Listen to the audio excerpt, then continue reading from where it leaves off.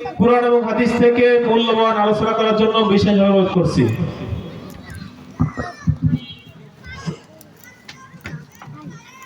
السلام عليكم ورحمة الله وبركاته.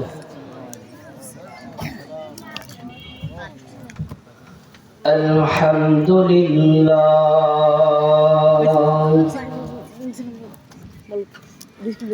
الحمد لله وكفى وسلام على عباده الذين اصطفى. أما بعد فأعوذ بالله من الشيطان الرجيم. بسم الله الرحمن الرحيم.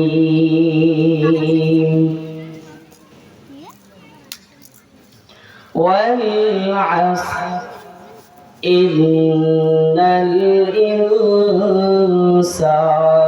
لفي خسر إلا الذين آمنوا وعملوا الصالحات وتواصوا بالحق وتواصوا بالصبر. صدق الله العظيم.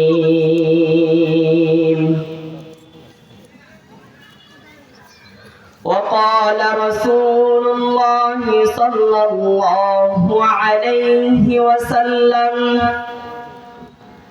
أول ما يحاسب به العبد يوم القيامة الصلاة. إن الله وملائكته يصلون على النبي يا أيها الذين آمنوا صلوا عليه وسلموا تسليما. شكر درود إبراهيم قريب. اللهم صل على محمد وعلى آل محمد كما صليت على إبراهيم وعلى آل إبراهيم إنك حميد مجيد. اللهم بارك على محمد وعلى آل محمد كما باركت على إبراهيم وعلى آل إبراهيم إنك حميد مجيد. الحمد لله.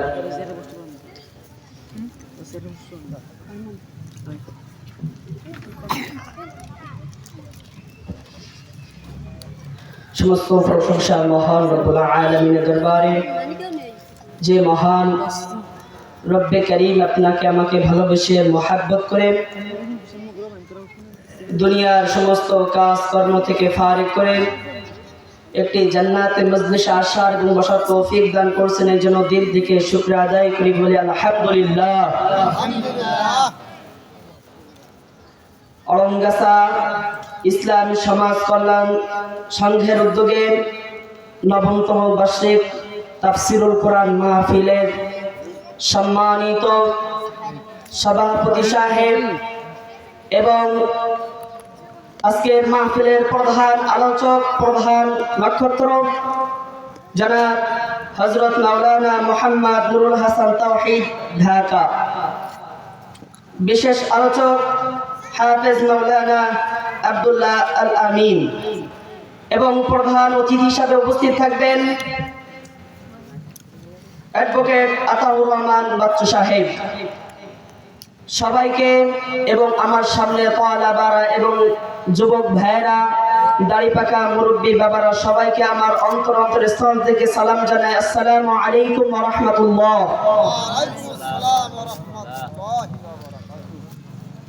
দেখেন, মাগরিবের নামাজ শেষ, আমরা মাহফিল শোনার উদ্দেশ্যে বাসা থেকে অনেকেই বের হয়েছি। এই মাহফিলের উদ্দেশ্য করে আমরা বাসা থেকে বের হয়েছি, বাজার ঘাটে ঘোরাফেরা করতেছি, আমরা সময়কে বেহুদা নষ্ট করতেছি, সময়কে আমরা মূল্যায়ন না করে এদিকে ওদিকে ঘোরাফেরা করতেছি। প্রিয় হাজিরিন, আল্লাহ রাব্বুল আলামিন এবং জনাবে মুহাম্মদ রাসূলুল্লাহ সাল্লাল্লাহু আলাইহি ওয়াসাল্লাম বলেন, শেষ জামানার মানুষগুলো, শেষ জামানার বান্দাগুলো থাকবে অধিক অলস। এই জন্য তো আল্লাহ সুবহানাহু ওয়া তাআলা আমাদের জন্য সূরাতুল আসর নাযিল করলেন। ইনশাআল্লাহ সময়ের অবহেলা, সময়কে আমরা গুরুত্ব দেই না, এই কারণেই আজকে আমি ইনশাআল্লাহ সূরাতুল আসর থেকে তাফসীর করব ইনশাআল্লাহ। আল্লাহ তাআলা আমাকে সূরাতুল আসর থেকে তাফসীর করার তৌফিক দান করুন, আল্লাহুম্মা আমিন। প্রিয় হাজিরিন, এই জন্য যারা বাজার ঘাটে ঘোরাফেরা করতেছেন তাদেরকে বিনীত অনুরোধ, আপনারা বাজার ঘাটে ঘোরাফেরা না করে একটি জান্নাতে বাগানে বসে আল্লাহ তাআলার নিয়ামত ভক্ষণ করার জন্য সবাইকে বিনম্রভাবে অনুরোধ করা যাইতেছে। প্রিয় হাজিরিন,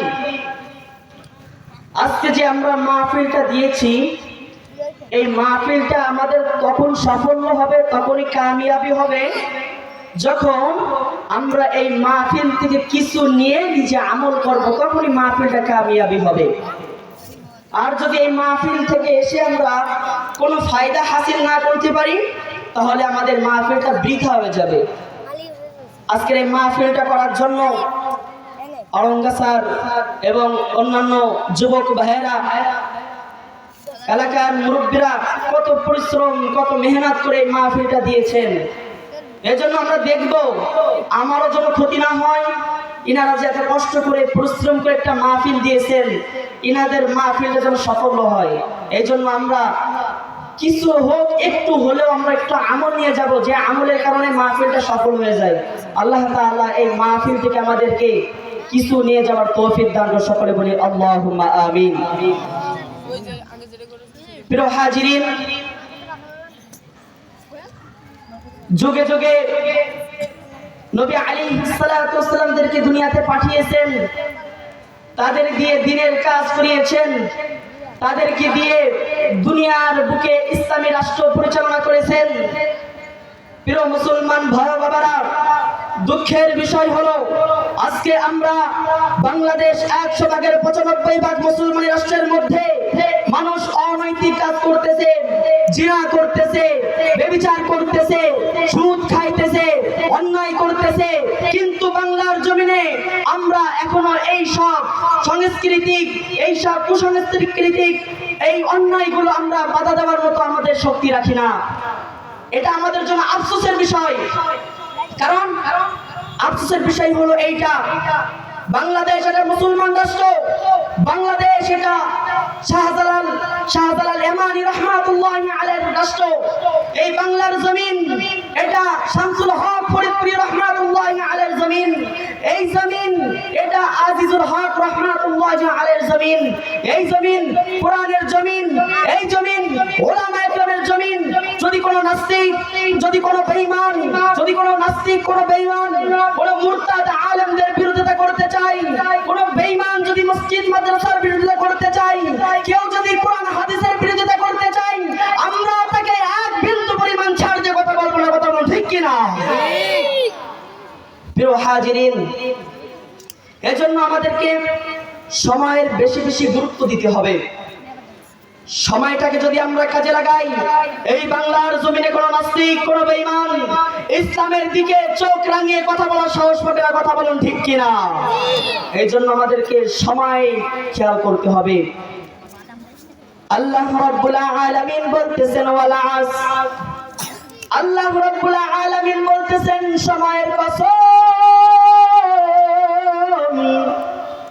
আমার আল্লাহ তাআলা বলতেছেন যুগের কসম, আমার আল্লাহ তাআলা বলতেছেন আসরের সময়ের কসম, আল্লাহ রাব্বুল আলামিন কেন সময়ের কসম খাইলেন? আপনাদের ছোট্ট একটা ঘটনা বলে আপনাদেরকে বুঝিয়ে দিব। আল্লাহ রাব্বুল আলামিন কিসের কারণে সমস্ত কোনো কিছু তিনি কসম কাটলেন না? তিনি কেন সূরাতুল আসর, তিনি কেন সময়ের কসম